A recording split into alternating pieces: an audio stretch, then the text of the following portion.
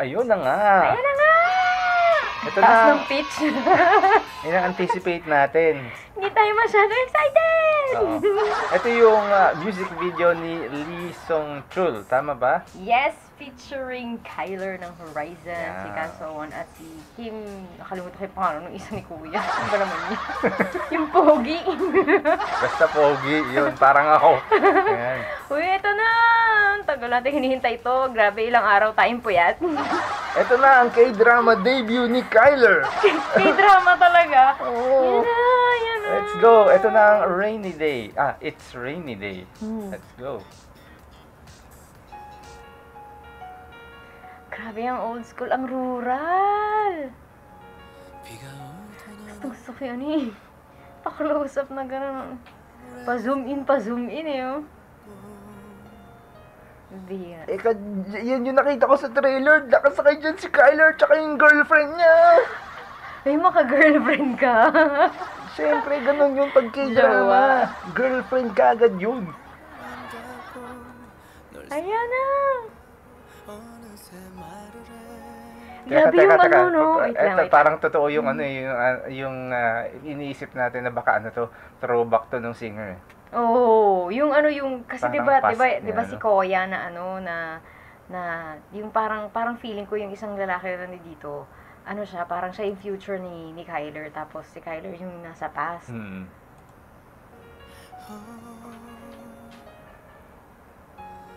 Teka, baka mamaya parang heartbreaking ata ito eh. Parang ayoko.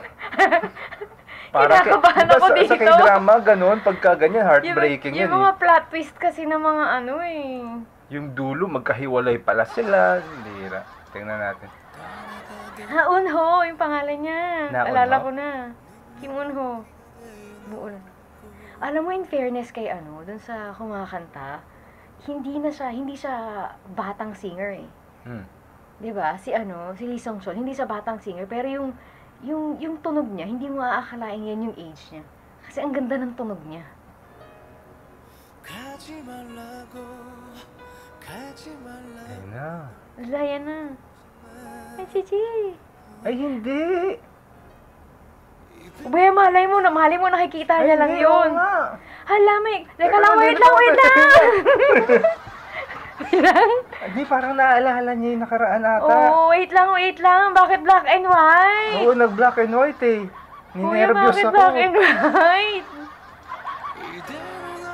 Ay, Chichi! Nakakainis. Ba't di pa ganun? Bawal yan. Ang ganda na nito. Ang ganda na niya. Ayun nga pala yung babae na yan. Ano pala yan? Yan yung lumabas sa Miracle in Cell Number Charber 7. Oo. At saka sa Alam ano mo pala, na. ano yun sabi mo nakaraan? Nasa Legend of the Blue Sea din siya eh. Madami Kaya, na ano yan. kaya high profile na yung kasama ni Kyler. Siya. No, big deal yan, big deal. Ano yan? Ba't may pahawak agad ng kamay? Kakasimula pala. Kakaganon pa lang, hawak agad ng kamay. Ano yan? ba? Ba't ganyan? Akala ko ba, nothing is going on. Gogo si Poso. Ano ba? Parang Ano pass ba na. yan? Naiinis ako yung manood ng ganito. Kinikilabutan Naku ako. Hindi ko alam kung nakikita niya, pero nakatayo yung balahibo. Kinikilabutan ako. Naku, Nakakainis. parang ayoko ma-reveal kung bakit hindi na niya kasama yung babae. Naiinis na ako agad. Ano ba yan? Kinikilabutan ako. Ang ganda ng ay, ang cute Yan, nun talaga. Talaga Alam mo, nga, kahit no? dun sa teaser, gustong-gusto ko yung gano'n ni Kyler doon. Ang cute-cute Ano? niya. Yung parang gano'n niya. Yung Ang na-stiff cute. neck siya ganun. Ang napaka-dramatic ng mga shots nila. Alam mo yung parang drama yung ginagawa nila talaga.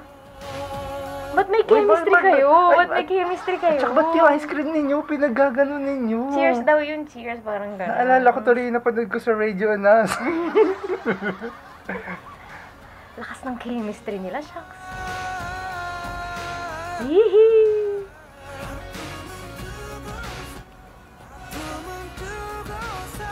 Achi! May pa-holding hands, may pa-simple.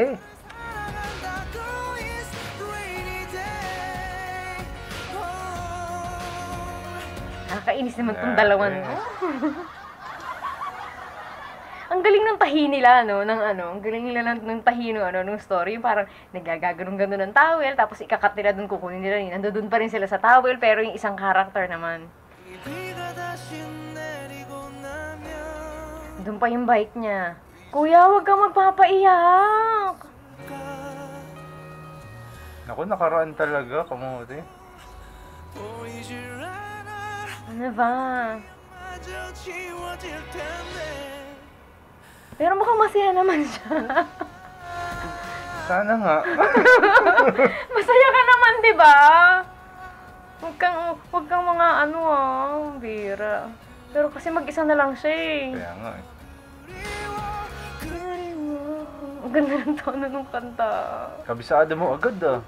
Lyrics, ang kulang nito pag-aralan ko to. Gustong-gusto ko yan. Gustong-gusto ko yan dun sa yung sa trailer nila, yung nagbabike siya, parang nagbabike, yung pinapakita nila yung gulong. Tapos pagpasok ng bike ng babae, pag-angat sila ng dalawa ni Kyler. Ang cute-cute nun. Ang tawag nila doon, transition. Oo nga, ang cute. Tingnan mo, masaya naman sila eh. Ano ba? Alam mo, gamit na gamit yung visuals nung Pero parang feeling ko, eto na. Parang, Feeling ko ng 2 times si Kyler dito. Tapos biglang naghiwalay sila. yun yung plot twist. Oh, yun yung plot twist. So, ng 2 timer si Kyler, tapos magkahiwalay na sila ng babae, naka-move on na yung lalaki, napunta yung lalaki sa mas masaya siya doon sa pangalawang babae. Pangit ang story. So, hindi ganun hindi ka pwede magsulat ng script, no? Ang ganda kaya. Nakakabuisin. Hindi yung sinasabi ko kanina, gamit na gamit yung visuals nung mga artista. Alam yung mga shot na na parang ang lapit, kitang-kita may mukha, kitang-kita may emotion, Yan yung ang gusto ngiti. kong marinig. Yung mga ganun. Visuals. Sabi nga nila, visuals on point. Kasi nga eh. Ang ganda ng mga ganyang shot, Te, ano yan, te? Ang galing Grabe. Grabe, ang galing ng editing. Ano yung kuya? Ang galing ng pagkakatahi-tahi ng mga bagay-bagay talaga. Alam mo Yung pili ng shots din, grabe. Yung parang na-capture talaga yung parang kilig moments. Oo. Ang dami ng shots nila. Tapos talagang alam mo yung ang sinsin nung ang sinsin. At saka, syempre, of course, they are actors, actress.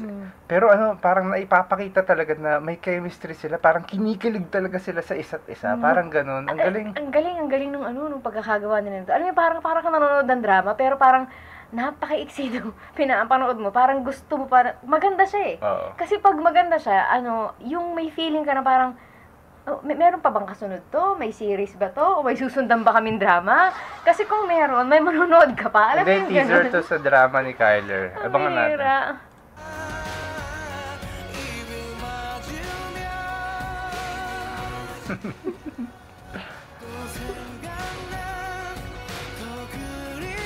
Asya! May pa-burger. Burger. Gusto ko yung mga ganyan, yung mga padamo-damo shots eh. Gusto ko yan eh. Wait, teka, matatapos na. Hindi pa natatapos yung kwento. Naku, yan na. Kuya, ano yung inaalala mo? Patapos na yung kanta. Ha? Parang open-ended to. Niloloko tayo nito ni Kuya. Yun na yun? May kasunod ba siyang kanta? Maglalabas kasi ng album to si Lee Seung-chul eh. Maglalabas to ng album eh. Ano to? May kasunod kaya tong story nito? Kasi bitin siya, hindi niya pa pinapakita. Bin-black and white niya lang si ate kanina, tsaka si Kuya, si Kyler. Ano nga, bitin talaga. Bin-black and white Parang niya lang sila feeling ko may kanina. kasunod. Ano ba to? May kasunod pa ba siyang kanta? Kasi album ang ilalabas niya nung singer. So, parang, hindi pa tapos yung story niya eh. Uy, dun O, sa mga akala ko nakakaalam, lang. Lord, dun sa mga nag-speculate din. O, hindi ko lang tingin ninyo? naiintindihan. Or kasi hindi man namin naiintindihan, of course, yung buong song, di ba? Yung buong song, Nandun oo. na talaga yung yung story, Kasi, pero di lang natin kaya naiintindihan. gusto ko talagang naiintindihan talaga yung lyrics ng kanta eh. Kaya lang wala pa kasing English ngayon na translation to eh. Uy, dun sa isang Pero- subscriber namin, si Hirang, mag-comment down below ka na. Paki-translate po sa amin yung kanta. Ayan na, pinagtrabaho si Hira. Uy, pero una sa lahat, napakalakas ng recall nung kanta. Oo, ang ganda ng kanta. Napakaganda ng kanta. Alam mo yung parang, hindi, di ba parang iisipin mo, ay ano na siya, hindi na siya batang singer, so parang baka hindi na in yung music, yung taste niya sa music, pero hindi.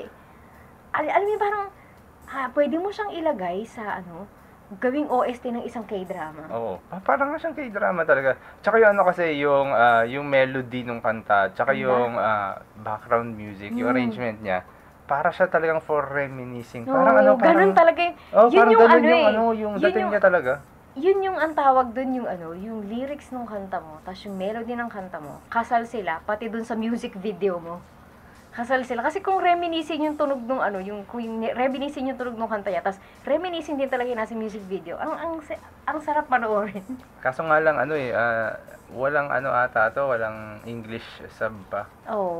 Yun lang, pero hindi pa natin intindihan. Konting-konti lang, ilang words lang yun naiintindihan ko eh. Naiintindihan ko lang, it's rainy din. Ilang words lang yun naiintindihan ko, hindi ko ma-comprehend yung buong kanta. Pero nakakatuwa. Pero talaga, napakagandang Siyempre, it's a two-way thing eh. Ito kasing si Kyler, may fan base yan eh. Tsaka yung kasama niya dun sa music video. Tapos syempre, yung singer din, may fan base din siya. So, it's win-win for everyone. Para sa kanila. Parang we get to check them out, di ba? So, alam mo yung parang feeling ko yung kanta, ilalagay ko sa playlist sa Spotify. Ang ganda kasi. Kahit hindi mo talaga naiintindihan yung pero nararamdaman mo. Kasi ako kasi ang playlist ko sa Spotify, may Korean songs ako. So, feeling ko talagang ilalagay ko talaga siya sa aking playlist sa Spotify. Ang sarap pakinggan ng kanta, ang ganda ng melody. At saka talagang feeling ko stepping stone na to para kay Kyler. For the K-drama! Kaya, malay mo kasi, di ba, feeling nga natin may part 2. Malay mo nga may part 2, tapos si Kyler pa rin. Di ba? Pag ganun yan, winner. Diba? Pupuyat na naman tayo. Ayan na naman, sunod-sunod na araw to.